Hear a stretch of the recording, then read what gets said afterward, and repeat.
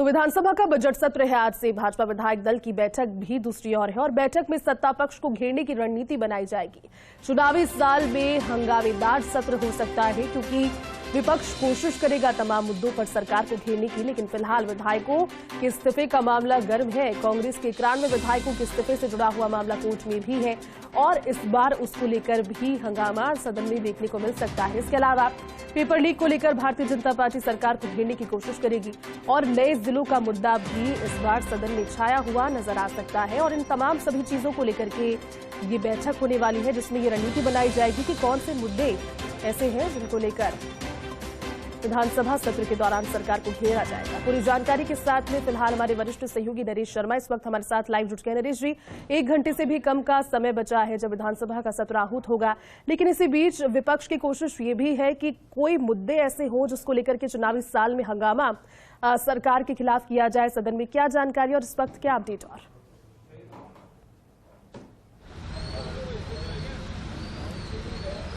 देखिए, 3 महीने के अंतराल के बाद आज से फिर विधानसभा की जो सत्र है उसकी शुरुआत हो रही है। बजट सत्र है, काफी लंबा चलेगा और चूंकि इस सरकार का ये आखिरी बजट सत्र होगा, ऐसे में हंगामेदार तो होगा ही, क्योंकि विपक्ष की पुरजोर कोशिश रहेगी कि सरकार को विभिन्न मुद्दों पे घेरा जाए। जिन मुद्दों की आपने चर्चा की है, चाहे कानून व्यवस्था की हो, चाहे पेपर लीक मामला हो, या अन्य किसानों के मुद्दे हो, युवाओं के मुद्दे हो, या पिछली बजट घोषणाएं पूरी नहीं कर पाने का मुद्दा हो, ये तमाम चीजें हैं जिनको लेकर विपक्ष अपनी रणनीति बना रहा है। और अभी जो भारतीय जनता पार्टी के जो विधायक दल है उनकी बैठक विधानसभा में चल रही है। किस तरह की रणनीति रहेगी, क्या रहेगा, ये भी हम देखेंगे। लेकिन अभी 11 बजे से आज विधानसभा की कार्रवाई शुरू होगी और आज का जो दिन है वो महत्वपूर्ण है क्योंकि आज राज्यपाल का अभिभाषण होगा। राज्यपाल अपने अभिभाषण के माध्यम से सरकार की विभिन्न जो योजनाएं हैं, विभिन्न उपलब्धियां हैं, उनको बताएंगे। लेकिन उसके दौरान विपक्ष की रणनीति क्या रहेगी, क्या अभिभाषण शांतिपूर्ण होगा या अभिभाषण के दौरान ही गतिरोध होगा, इन तमाम चीजों को भी देखना होगा। लेकिन सरकार का जो फ्लोर मैनेजमेंट है वो भी तैयार है विपक्ष के हर मुद्दों से जूझने के लिए, उनको माकूल जवाब देने के लिए। उप मुख्य सचेतक महेंद्र चौधरी पूरी तैयारी के साथ आए हैं, उनसे बात कर लेते हैं एक बार।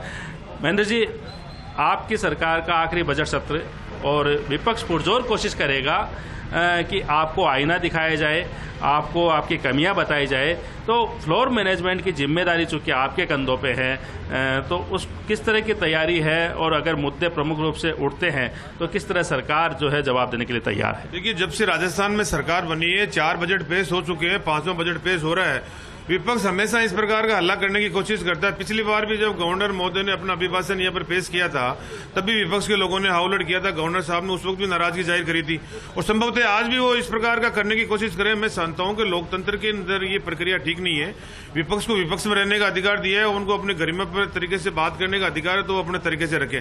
रही बात सरकार की, सरकार ने शानदार काम किया है, बजट की क्रियान्विति हुई है और ये जो 5वां बजट आ रहा है इससे फिर बौखलाएगा भारतीय जनता पार्टी और उनका दल, फिर बौखलाएगा। किसानों के, युवाओं के लिए जो उल्लेखनीय योजनाएं सीएम साहब लेके आ रहे हैं उससे उनको घबराहट है। उनको जब वो जाएंगे अपने मैदान के अंदर तो उनको डर है इस बात का कि कई मुख्यमंत्री जी जो पिछली बार ओल्ड पेंशन योजना का, चिरंजीवी योजना का कई अनेक फैसले लिए और उनकी क्रियान्विति हुई है जमीन के ऊपर, तो इसलिए विपक्ष के पास में ऐसा कोई मुद्दा नहीं है जिसपे सरकार को घेर सके। और कोई बात है तो सरकार को बताएं। मुख्यमंत्री जी तो अपने खुले सुझाव दिए हैं कि हमें सुझाव के माध्यम से आप अवगत कराएं, आपके सुझावों को हम गंभीरता से मानेंगे। लेकिन उनको तो खाली हल्ला करना है, तो हल्ला मेरे हिसाब से उनको नहीं करना चाहिए। आज की जो कार्रवाई है, चूंकि आज पहला दिन है, तो दर्शक जानना चाहते हैं कि आज विधानसभा में क्या होगा।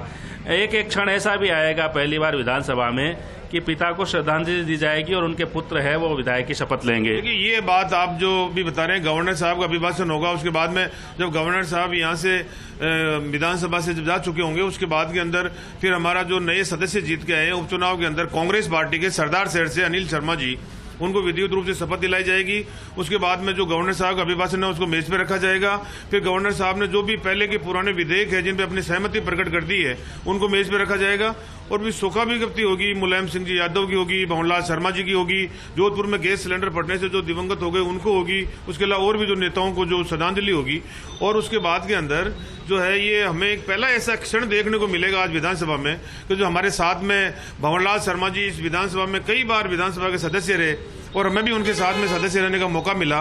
ये पहला सत्र होगा जिसमें वो हमें नहीं दिखेंगे, उनको शोका विज्ञप्ति होगी और उनके पुत्र को आज यहाँ पर शपथ दिलाई जाएगी। मेरे हिसाब से शायद राजस्थान में ऐसा पहली घटना हुई, पहला एक इस वक्त। बिल्कुल, तो पूरी तैयारी है और विधायक ओम हुड्डा है वो भी हमारे साथ जुड़े हैं।